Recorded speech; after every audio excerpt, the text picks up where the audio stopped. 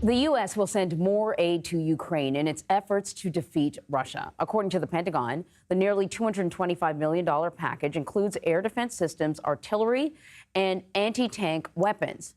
President Biden reaffirmed Washington's support for Ukraine as he wrapped up a major NATO summit yesterday. Today, I'm proud to announce new security systems package for Ukraine. This will be the 8th package I've authorized to show the world that we stand with Ukraine now and in the future. So for more on this latest aid package to Ukraine, we want to bring in retired Rear Admiral Mark Montgomery. He's a senior fellow at the Foundation for Defense of Democracies. Thank you so much for joining us. Now, I think, for the public, for the audience, these packages just sound like another one, and we're talking about billions and millions of dollars. I think it's hard to understand the impact that this can have. But this particular package will give Ukraine some new capabilities, I guess air defense systems, which I think they already have, but I don't know if this expands this, and anti-tank weapons. Can we talk about the difference that this aid can have when it comes to moving the front lines? Well, thank you for having me. And you're absolutely right. This is, an iterative process of a number of packages over years. And this is all underneath the approved, congressionally approved supplemental. So it's not new money. It's spending the money that was authorized. But you're exactly right. It's about getting, like, for example, air defense systems, Patriot air defense systems. We're going to give a battery. But we're doing this in conjunction with 4 other NATO countries. So the Germans, the Romanians, the Dutch, and are all given Patriot batteries as well.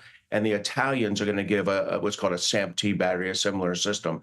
And there'll be the Canadians, the UK, and the Norwegians are also giving a different type of system called NASAM. So what this is part of a broad effort to get air defense systems to Ukraine, along with we're also giving Stinger missiles in this. And the reason we're doing this is that the Russians have really stepped up their cruise and ballistic missile and drone attacks on the Ukrainian critical infrastructure. And they need these weapon systems before winter sets in, when those electrical power grid attacks would have, real public health and safety ramifications. So I know you saw the coverage of the attack on the Children's Hospital in Ukraine. And one of the things that we heard from Ukrainian officials is that, these air defense missiles are fine, but when you're facing a barrage coming from Russia, a missile could slip through. What they want is the ability to attack sites inside Russia. I want to get your take on it.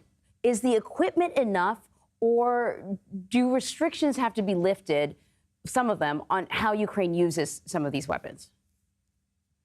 Well, that's a great point. And certainly that was Zelensky's main bilateral goal during his visit to Washington, to kind of convince President Biden to extend the envelope on which Ukraine can use U.S.-provided ATACMS. That's a long-range artillery round of, in the 300-400 kilometer range. He wants permission to use those into Russian airfields, Russian artillery assembly points.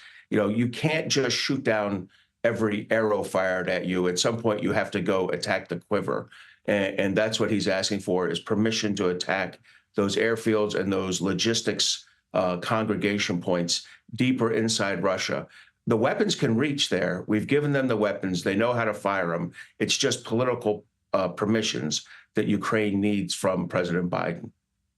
Well, it's been a long war so far, and it certainly appears as if there's no end in sight. But moving the front line, I guess you can count as a small win. Admiral Mark Montgomery, thank you very much. Thank you for having me.